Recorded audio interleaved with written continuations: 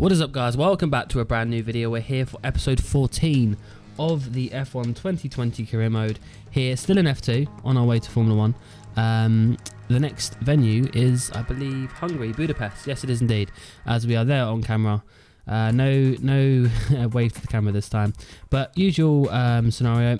Skip through qualifying until the end, do 1 or 2 time laps, just because it's a waste of tyres anyway. But coming to the end of our first run, it's not too bad. You know, we're doing pretty good in terms of everything else, but it's not the best exit. As you can see, we end up going onto the AstroTurf a little bit, but it's good enough for P4, just ahead of Jordan King, so everything is good. Behind Jack Aitken, who starting to form to be our title rival. Coming into the last corner, you can see we're picking up a little bit of time, then we lose it on the exit, and then we go on to the AstroTurf. So we're not looking too great, I should say, in terms of just outright pace. So there's definitely some time to find, especially around here. There's a lot of time to find, especially on the exit of corners. We're struggling quite a bit with traction, especially on the end of turn 14, like you saw. 6 and 7, it's really easy to cock it up on the curb. Not that I've learned from experience, but hopefully we can perform pretty well, get a nice haul of points here in the first race. And if we can't, then we've always got the sprint race, which usually does tend to be our favourite, to be fair. But we didn't have a great time out in Britain. If you haven't seen that video, do go check it out, guys. It was an interesting one, to say the least. Only picking up what was essentially 8 points the whole weekend, and one of them was for pole position, so not ideal. Like I said, Jack Aitken is our closest championship rival. We're going to have to see if he can maybe make some gains on us this weekend. Try and make this championship a little bit tighter. Antoine Hubert on pole position, I believe, for the first time. So it's going to be good for him, seeing if he can lead from pole and try and keep the gap from ourselves and obviously Aitken. Jordan King obviously starting just behind us. So we have to be a little bit wary, given what happened in the feature race in Britain and also in France and also in Spain.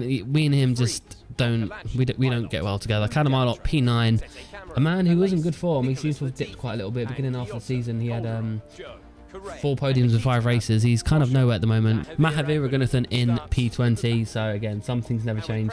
He has, however, gotten 16 points currently this season and 1 podium nonetheless, so he's done better than I expected him to. Only 1 driver with 0 points so far this season, that's Ralph Boschong, but we're ready for the lights to go out here in Budapest. And the chances of us getting a great start looks amazing. We absolutely get past Aitken straight away. We're halfway on our side. Down the start for the straight, Mick gets past us, Jordan King gets past us, and it looks like Nick De Vries of all people is trying to go around the outside. We maybe have a look at Mick coming into turn 1. De Vries actually does us around the outside, so fair play to Nick getting that move done, as he was too busy focused on our teammate. We didn't even have a chance to react to it, Nick. So we're down into P7, Ilott into P9, and King and Schumacher going side by side. So if Mick could maybe give Jordan a little tap, send them wide, that would be ideal for ourselves. But nonetheless, we're going to have a look at De Vries here. He's squeezed all the way off the track, going side by side as we come into turn 4. King gets the best of Schumacher. In fact, Mick actually holds it around the outside. We do get past Nick De Vries, and then Schumacher's got the inside line for turn 5. And we may have a little look up Jordan King. He's really slow on traction. He's going to get in a slipstream of Mick. We're going to go down the inside here into the chicane, tucking behind Mick, and give a little squeeze on exit. As we know, Jordan King is not our favourite driver, but decent start overall. Obviously didn't exactly gain any positions, but nonetheless we aren't too far behind Mick, and we're going to try and see if we can close up to the back of him. He's pretty slow. He did pull a little bit of a gap on at the end of lap 1, so we're slowly closing in. Jack Aitken in P3. I believe Nobuharu Matsushita is P2, and Antoine Hubert did manage to maintain the lead from turn 1, so he's got a little bit of a gap. Maybe a little bit difficult for us to catch up to him in the meantime. We have got DRS on our teammate, and he has DRS on Aitken. We've got a bit of a gap to Jordan King, 1.2 seconds, so you won't have DRS. And then Nick De Vries behind us. We've got a yellow flag out on track, so I'm not entirely sure what that's for. It looks like 4 of the cars behind us, but Mick is going a little bit slow here, so we might fancy a move. In fact, he's going incredibly slowly. We might even go down the inside, and just as I do that, as a safety car, we're on the grass, we're facing the wrong way, and we don't want to collide with our teammate. Jordan King slowed down, I guess you could say. He kind of came back on track a bit aggressively, but that was not ideal, to say the least. I think we got a bit excited at the prospect of passing our teammate, and just as I went for the move, obviously the safety car come out. Mick obviously wasn't paying attention, turned in. We get away with no damage, I believe, and obviously we slowed just in front of King. Luckily there's ghosting in this game, otherwise that would have not ended well. But As you can see, as we rewind a little bit, just have a look. I just dive it as the safety car comes out. We managed to catch it pretty well. I reckon if we spun the whole way, we'd have lost a fair few positions. But I believe, if I'm not mistaken, that would have been Calamaro of all people, who I said had a good run of form at the beginning of the season. Completely the opposite. Now, this happened in Spain. I was behind Mick and the safety car came out, everyone pit. I stayed out and I lost out massively that time. So I'm going to go in the pit lane, I'm going to slow everyone down, just try and build a gap. Jordan King actually does the smarter thing and go around. Overtaking's allowed into the pit lane prior to the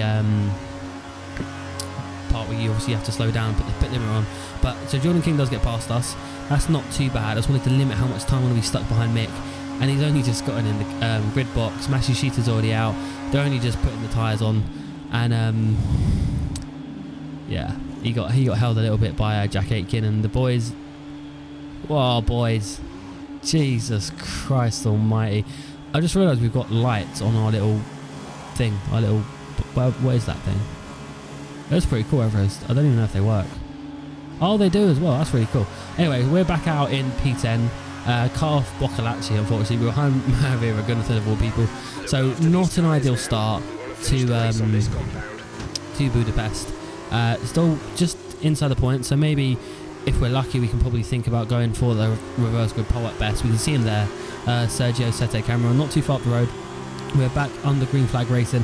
Gunnathan actually got a pretty decent exit, to be fair. I was quite surprised. He managed to put a bit of a gap to us, but there's plenty of a gap between him and Sette Cameron. We're going to dive it down the inside.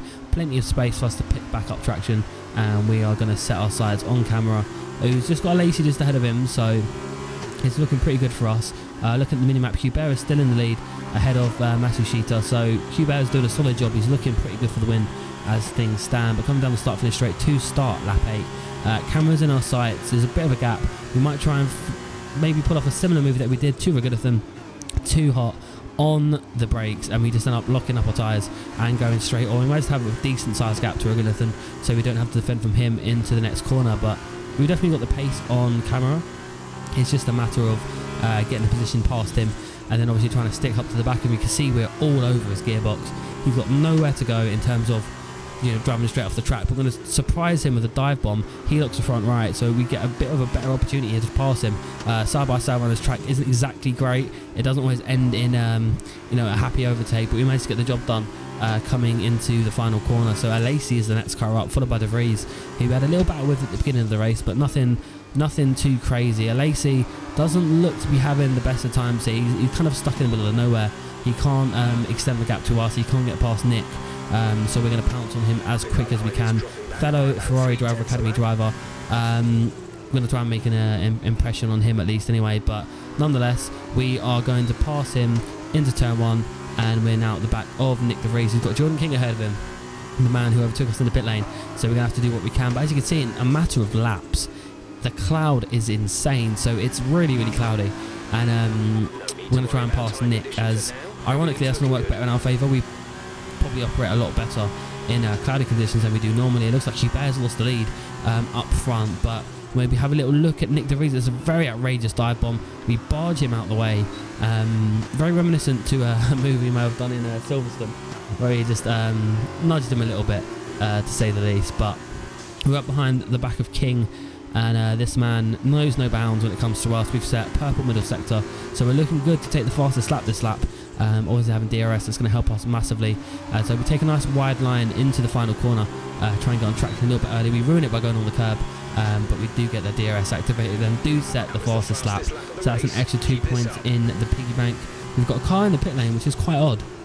With a few laps to go, we're going to dive it down the inside of Jordan King. We barge him out the way. Not even sorry about that in the slightest. I'm really not asked about doing that to Jordan King. But yeah, the car in the pit lane, which is quite odd. We've got Aitken just ahead of Mick here, who's going quite slow. But Mick is looking really, really slow. We're going to dive down the inside just like we did earlier. This time we're going to get the move done. And no arguments from our teammate there. I think you could probably see we're the faster car here. It was a very opportunistic move, to say the least. If we didn't have that great run through turn 4, then we probably wouldn't have had a chance into turn 5. But we managed to get that move done, and then we're now up the back of Aitken. So this is for a podium position given how bad the race was halfway through. We've actually done really well to catch up. Aitken's going slow. Hubert might have a problem. He lost the lead, and now he's going really slow. Aitken's all over the road. He lost the back end going into the braking zone, and this gives us a great opportunity to maybe look up his inside, think a little bit better, or we get hit by our teammate for no reason at all. He just decided to do that, but Hubert is actually pitting with 3 laps to go, and he's gone into the pit, Mick's in the pit, and a few cars on the minimap, if you look on the bottom left. A few cars are coming to the pit lane, so that promotes us up into P3, just behind Jack Aitken. Really weird. I mean, I know in real life, obviously, this season, the likes of Rob Schwartzman obviously did that extra pit stop, and it worked wonders for him, as it did for other drivers, but I'm not entirely sure as to why they're doing it this year, if that makes sense. So that's very odd. We've essentially gained a free position up to the podium. So Hubert probably not going to have a great end to this race, unfortunately for him. So we're going to hunt down Aitken with only a handful of laps to go. Lacey's pretty much right on our tail. We've got a big gap to Ragunathan, and just see how this pans out. At best, if we can get P2, that'll be a pretty solid result, given we was held in the pits by the Podium pit crew. We lose the back end, very slidey back end at this point. Obviously, our tyres are going down. We haven't got a lot of grip, as the likes of Hubert will. Obviously, a fret set. I'm assuming of soft tyres, but bear in mind, obviously, the drivers that do pit are going to have to be using the rubber for tomorrow's race. So it's going to be interesting to see if they have to two-stop again in the sprint race. Well, that'll have to be. It's going to be really tight with those boys, to say the least. We're still chasing Aitken. We just can't seem to get past him. There's no way around there we can actually get a move on him. It's so tricky to get a move even lined up at this point. We had a good opportunity about a lap ago going into the corner before that, and it was, even that was touch and go. It only came down to him having a bit of a sideways exit, but we do have DRS this time on Aitken, and hopefully if we can get a good exit, which again, it's not great. We're still struggling to get the power down really early out of turn 14, but we do have the slipstream, we do have DRS. He's hopefully looking in his mirror, he's going to dive it down the inside regardless, hopefully make the apex nice and cleanly. Yes, we do, and we do get ahead of Jack Aitken. We've got not many laps to go behind Matsushita. We've got a 5-second gap. We're losing time to him, unfortunately, and then this happened. So I don't know why, I'm not going to ask, but for whatever reason the AI pit. So Matsushita pitted, Aitken pit, a Lacey pit. I'm pretty sure Latifi comes into the pits in a second. Not entirely sure why. I really don't know why. I think that maybe they tried for the alternate strategy, and obviously naturally, I'm obviously gonna stay out, aren't I? So you can see that Aitken, Matsushita and Alesi, they all go into the soft compound tyres, which would make sense, I suppose. Those will be the tyres that they started on. We lose the back end, so you can see how much of a grip loss we've got compared to what we had at the start of the race. So we are starting to struggle quite a lot. There's a gap of 23.2 seconds to Matsushita. So come the end of the lap, we're going to see how much the gaps come down by and just kind of gauge if it was worth it. But he cut down 13 seconds in about a lap and a half. So maybe if he had a few more laps, he maybe would have made it work if he pit a little bit earlier. Probably a good idea. But 9.8 seconds as we cross the line to take the win here in Budapest. Very unlikely victory for ourselves. We somehow managed to get the job done.